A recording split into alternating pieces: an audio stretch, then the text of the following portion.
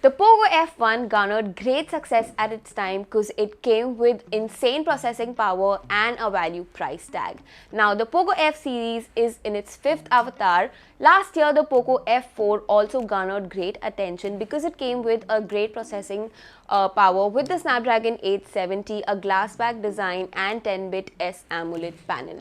Today we have the Poco F5 and we are going to see if this is worth the hype or not, and let's compare it with the Poco F4 to see whether it's a good upgrade. Now this comes with good improvements but also has some questionable downgrades. So let's check it out.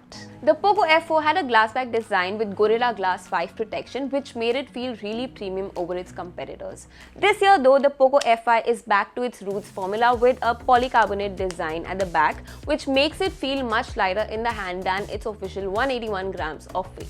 Poco has now listened to its customer feedback and brought back the 3.5mm headphone jack, which is a unique feature in most phones now, and the Poco F5 has it. Now this also has contoured ends at the rear which makes it feel much slimmer in the hand despite having a 5000 mAh of massive battery.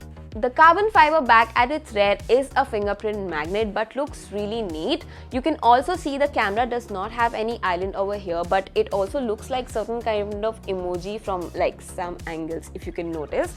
Comment down below what emoji does this resemble.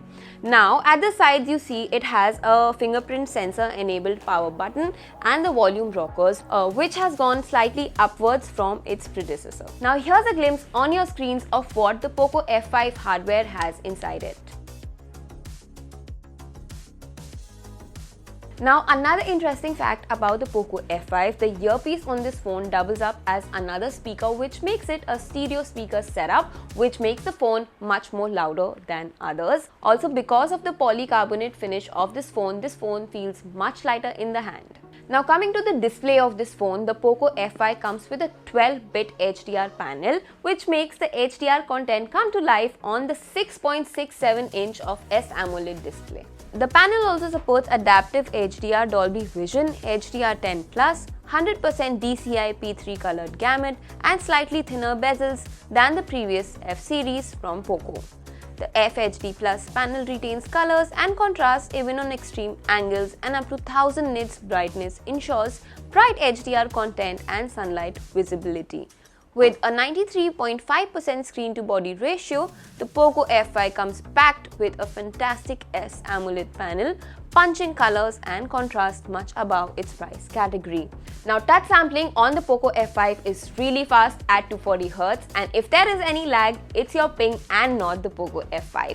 Now the display is really good with 50% more brightness and an adaptive refresh rate of 120Hz. Now speaking about performance of the F4 had the best-in-class Snapdragon 8 series processor. It was the Snapdragon 870. Now with the Poco F5, it has taken a different route but made it better in efficiency and multitasking. Namely, the Poco F5 uses the Snapdragon 7 Plus Gen 2. Now based on the architecture of Snapdragon 8 Plus Gen 1, the processor used in OnePlus 11, the Snapdragon 7 Plus Gen 2 brings many improvements over the non-Plus versions. So while we were testing our Poco F5, the daily tasks were a breeze, and this is a worthy successor to the Snapdragon 778 series of phones. Now the Poco also comes with a vapor cooling chamber system that has like 14 thin graphite sheets which is used in gaming laptops to dissipate heat evenly and for prolonged performance. The processor on this phone is definitely not top tier, but it is one of the top tier balanced SoCs of this era. Esport titles like Call of Duty Mobile play easily at 120Hz, and there are never any stutters despite long gaming sessions. AAA titles like Genshin Impact will require some medium settings to get 60 FPS. Nonetheless, this performance is almost equivalent to the Poco F4 Snapdragon 870, if at times better, especially during summers. It does fall in pure computing and graphics power compared to the Poco F4, like it would not allow anything more than a performance graphics setting in Asphalt 9. In contrast to the Poco F4, Snapdragon 870 does high quality performance and default. If you play esports on low graphics and high FPS settings, this phone can deliver hours without throttling as much as any previous F series. But playing high graphics settings even on single player games will not be possible in all games, Where this phone shines in the efficiency factor, the Poco F5 idles like a calm beast and brings a perfect yin and yang of performance and battery life. The call quality over the multiple 5G bands is really good, as is the mic and its reception quality. Now the Wi-Fi performance too is really decent, and the Bluetooth 5.3 ticks all the correct boxes. Now, as mentioned earlier, the earpiece doubles up as a stereo speaker but lacks tonal quality.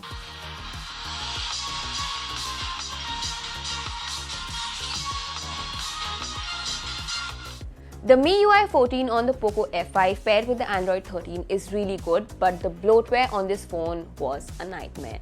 Now the software of this phone is really good, but if you do consider buying this phone, then de-bloating this phone is necessary for your peace of mind. Now coming to the camera setup is similar to the earlier F4. It comes with primary 64 megapixel of OIS plus EIS, and the camera is good during daylight still images and decent enough in low light conditions. There are two additional cameras, an 8 megapixel ultra-wide and a 2 megapixel macro, which we won't bother testing. The ultra-wide retains good details, but the sheer size of the camera makes it hard to get detailed crops. AI algorithms work well on all cameras, and some additional fun modes like film camera modes allow playing inside primary camera of the Poco F5. Downgrade is probably because of the processor's limitations of 4K video at 30 FPS compared to the Poco F4, which did 4K at 60 FPS last year. But the video quality is decent in good lighting conditions. Overall, the setup is usable and an iterative update over this previous F series, nothing major though. The 16 megapixel camera at the front is really good, and the AI algorithms allow you to look 10 years younger and pretty in each picture. Now bundled with the phone comes a 67 watt of fast charger to charge the massive 5000 mAh battery of this phone. While we were testing, the battery life was above average, and the charger that comes within the box can juice up the battery in few minutes. Now according to Poco, it takes like 45 minutes to fully charge your phone. Now summing up the Poco F5, this is different than the other phones from the Poco F series because it is limited in more ways but more open in other ways.